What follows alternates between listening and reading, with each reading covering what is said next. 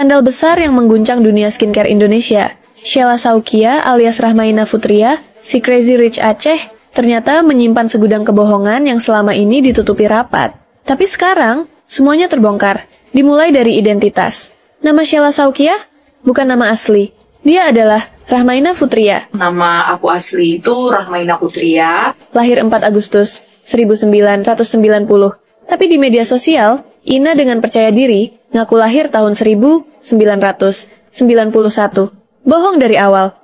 Dulu sempat heboh cerita menyentuh bahwa Ina memulai bisnis skincare-nya dari kontrakan bekas tsunami Aceh. Tapi faktanya, itu hanya narasi palsu untuk mengundang simpati. Bisnis skincare itu bahkan dimulai bukan bersama suami sekarang, melainkan bersama suami pertamanya, Zulfan. Dan ini lebih parah. Dua anak yang selama ini dikira hasil pernikahannya dengan Pitra Budiman, ternyata adalah anak dari suami pertamanya. Cila dan Abid, lahir di tahun 2012 dan 2016. Tapi publik baru tahu setelah aibnya dibongkar. Masuk ke dunia bisnis, penipuan Sheila Saukia makin menggila. Mulai dari overclaim produk SS Skin yang dibongkar langsung oleh dokter detektif alias Doktif, sampai kasus relabeling produk hijab milik brand Umama tanpa izin. Brandnya bahkan udah angkat suara. Mereka nggak pernah kerja sama dengan Sheila, dan ini yang paling keterlaluan. Pensil alis dari Cina yang harganya cuma 2.000 dijual 600.000. Cushion seharga 30.000 dijual sampai 1,2 juta rupiah. Nggak tanggung-tanggung, Sheila memang manipulatif dan tega membohongi konsumennya mentah-mentah. Tapi yang paling menyedihkan, saat peluncuran produk makeup SS Your Makeup, Sheila malah ketahuan sendiri. Di videonya, dia malah pakai lipstick dan eyeliner dari brand lain, bukan produknya sendiri. Bahkan, warna bedaknya pun nggak konsisten. Gimana bisa percaya sama kualitas kalau pemiliknya aja ogah pakai produknya sendiri? Sheila Saukia adalah contoh nyata bagaimana pencitraan dan kebohongan bisa dibungkus jadi kesuksesan palsu. Tapi ingat, sepandai-pandainya bangkai ditutupi, akhirnya bau juga. Dan semua topeng pasti akan jatuh. Pertanyaannya sekarang, sampai kapan BPOM dan aparat hukum akan diam? Dan berapa banyak lagi konsumen yang jadi korban sebelum semua ini dihentikan? Doktif, itu kasus persekusi yang di bulan berapa itu? Bulan Januari, sekarang udah bulan 4. Apa kabar ya? Kok kayaknya belum ada progres apa-apa, jangan-jangan nggak diproses gitu. Doktif, anu bager, anu gelis, kumaha ieu kasus persekusina? Doktif, cik pantanyakeun ka Pak Ari, Kabid Humas Polda Metro Jaya, kumaha ieu kasusna teh? Soalnya kan gini, Doktifnya, saya kan sering bikin video soal Doktif. Tah, untung nate komentarnya kan difilter ku sayanya. Jadi nate banyak komentar yang gak bagus teh ku saya dihapusan. Terus banyak oge yang nge-DM nyerang ke saya Doktif. Seentena kan kalau misalkan udah dapat kabar dari Pak Ari, saya kan enak ngelawan mereka juga Doktif. Bener gak? Ya kan? Nah, tapi Doktif, saya setuju sih sama Doktif dibiarin gitu aja. Kita tunggu proses. Karena cenah ceritanya gini loh. Kalau sampai itu ditahan, jadinya kan satu sel tahanan sama Nikmir. Benar-benar bisa berantem di dalam, benar nggak Doktif ya? Kasihan Nikmirnya juga nanti ditambah pasal penganiayaan.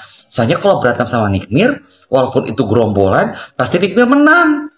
Bener nggak? Soalnya Nikmir itu kan tenaganya kuat. Dia Wonder Woman juga sama kayak Doktif. Ya, jadi kalau pesan masuk juga pasti mereka habis Doktif. Terus Doktif ya, ini juga bukti loh Doktif sebenarnya kalau kasusnya masih kayak gini tuh kenapa coba? Itu artinya mereka mungkin main duit. Makanya kasusnya Doktif tuh belum naik-naik. Padahal segitu jelas buktinya semua. Kan Doktif adam ayam aja. Artinya Doktif gak main duit. Mungkin kayak gitu Doktif ya. Bener gak sih? Karena Doktif itu lebih mentingin segala sesuatu berjalan sesuai dengan proses hukum yang berlaku. Gak main fulus. Bener gak? Atau kalau saya lihat video Pak Nanang, katanya Doktif gak ada duit ya. Bener gak sih? Buat bayar ini, bayar-bayar kayak gitu. Kalau emang kayak gitu, perlu nggak sih kita semua ngumpulin donasi buat Doktif? Tapi Doktif juga banyak duit sebenarnya. Ya nggak perlu donasi, cuma Doktif itu benar-benar pengen kasusnya berjalan dengan baik sesuai dengan hukum yang berlaku, nggak ada permainan. Benar nggak Doktif ya? Lagi Doktif ya. Dengan kasus seperti ini, itu menunjukkan juga bagaimana kinerja kepolisian yang sebenarnya loh. Ya jangan dianggap sepele. Karena gue aneh loh, kita semua tuh netizen tuh aneh. Ini kan udah bukti udah lengkap semua, CCTV ada. Kan yang paling penting itu CCTV yang paling utama, bener nggak?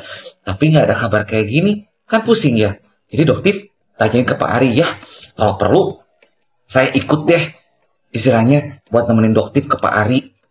Ya, biar kita semua tahu aja ke wartawan juga. Supaya basar-basar yang nyerang saya, yang ngasih komentar-komentar yang nggak baik di VT saya kan enak ngebalekinnya. Ya, jangan pikir mereka tuh menang-menang aja. Terus, anehnya lagi, sampai doktif pergi umroh, balik umroh pun belum ada perkembangan. Asal lucu ya doktifnya, bener tuh. Aneh pisan. Terus katanya doktif tuh disebut takut katanya datang ke pengadilan Isa Sega war itu.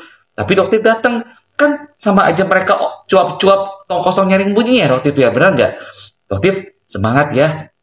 Tanyain ke Pak Ari sekali lagi. Jangan lupa ya, kalau perlu temen, aku temenin doktif ya. Oke, sip. Arigato gozaimasu. Nih gue kasih tahu ke kalian. Tadi gue barusan aja ketemu sama si manusia silver abu-abu itu. Sebenarnya nggak sengaja aja gitu. Dia di depan gue beserta kelompokan geng-geng itu. Nggak tahu meetingin apa. Intinya ya yang gue lihat dengan mata gue sendiri. Lu pakai kamera apa?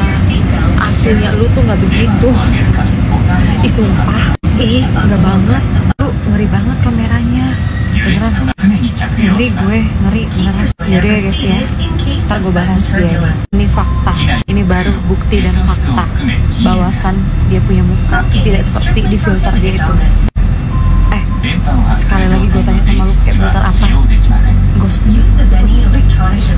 Hidih, orang miskin aja belagu. Coba nantangin Nikita Mirzani. Emang lo sekaya Nikita Mirzani kah? Hei, mau cepat kaya? Gampang. Lakukan pemerasan 5M, 4M cair, 500M kok kagak cair. Apa kurang powerful ya?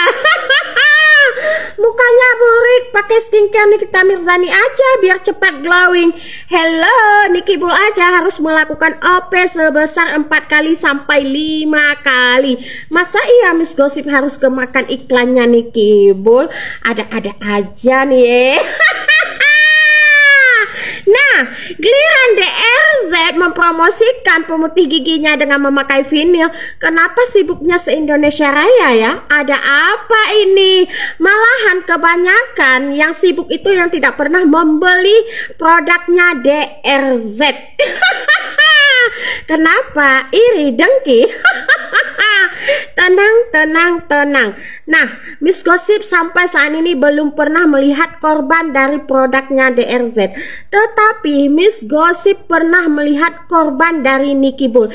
Baik itu ITE, baik itu KDRT, sampai saat ini adalah melakukan pemerasan. Ayo, siapakah kriminalisme sebenarnya?